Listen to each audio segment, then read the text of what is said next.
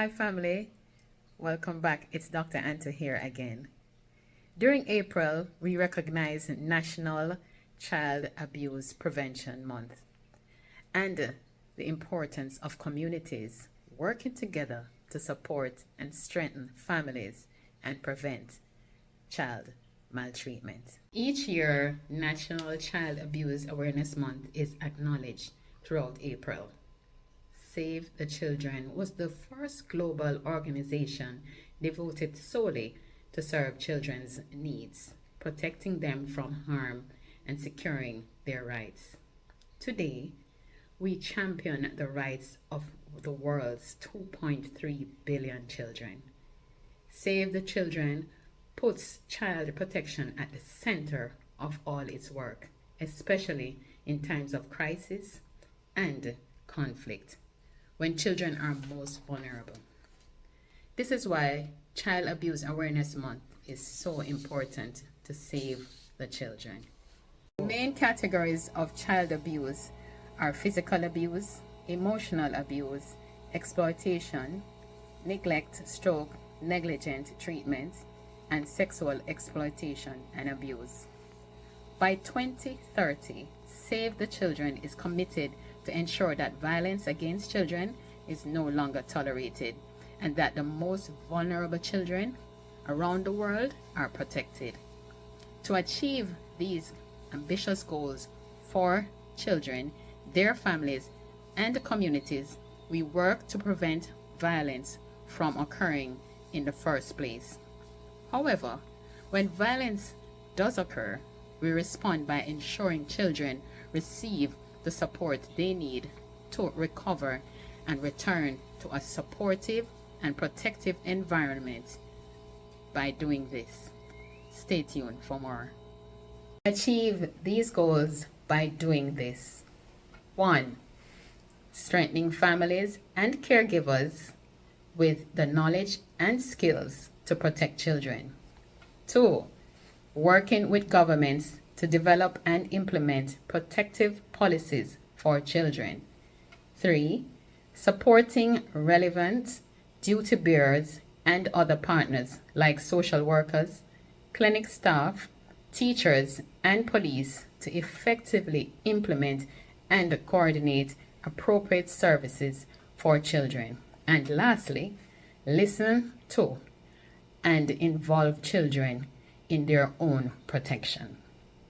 Knowledge and understanding of protective factors and adverse childhood experiences, ACE, as well as the social ecological model, can inform efforts to reduce the risk of maltreatment and prevent the recurrence of abuse or neglect by drawing on family strengths and acknowledging the impact of traumatic events. Protective factors. Protective factors are conditions or attributes that, when present in families and communities, increase the well-being of children and families and reduce the likelihood of maltreatment. Identifying protective factors will assist parents to find resources.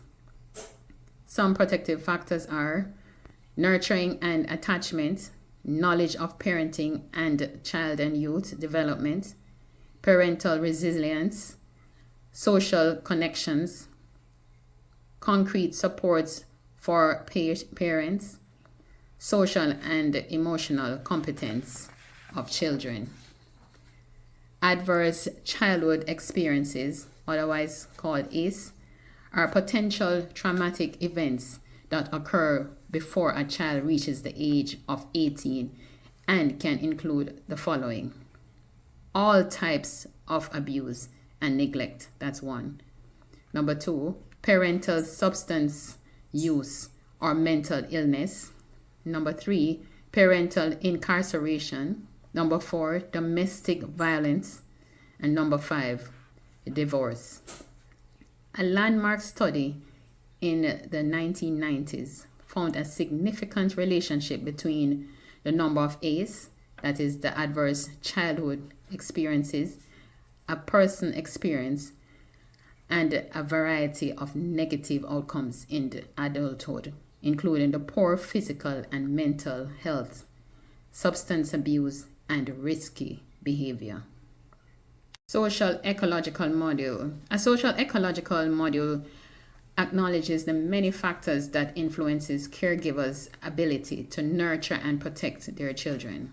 These factors occur at 3 levels: societal, that's, for example, in the federal and state policies, societal norms about parenting; systems, that's the next factor. An example of system: collaborations within a community or jurisdiction to families. And the third one, organizational, that is the programs and policies of a single agent. And the following one, which is the fourth one, is community. And an example of that is representing the voice of community members and leaders with lived experience. And the family itself, that's the last one. To prevent maltreatment, it is often necessary to address multiple levels at the same time. And that is referring to the social ecological model. Now, throughout the year, communities are encouraged to increase awareness about children and family well-being and work together to implement effective strategies that support families and prevent child abuse and neglect. Hi everyone, we're almost at the end of April. In April, we celebrate child abuse prevention.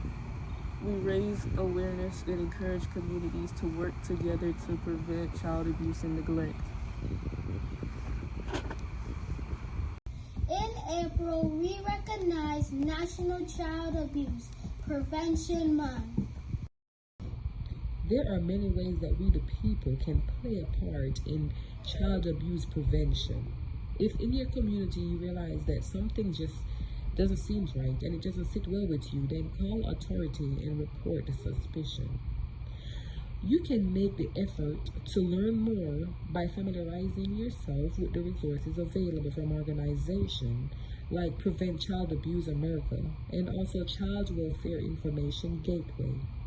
You can also attend local events that are hosted by your community to raise awareness to child abuse.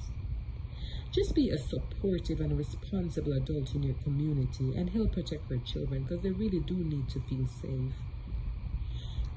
You can contact your elected officials and voice your support for policies that protect our children. For parents and caregivers, we really do need to be very careful who we leave our kids with.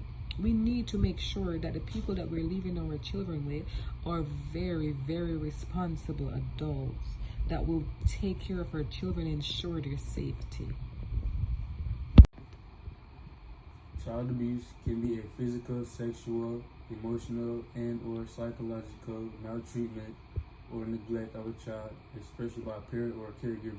Now, family, let us now be ambassadors of great, positive, healthy changes. Together, we soar and succeed. The time is now. Bless. Bendiga.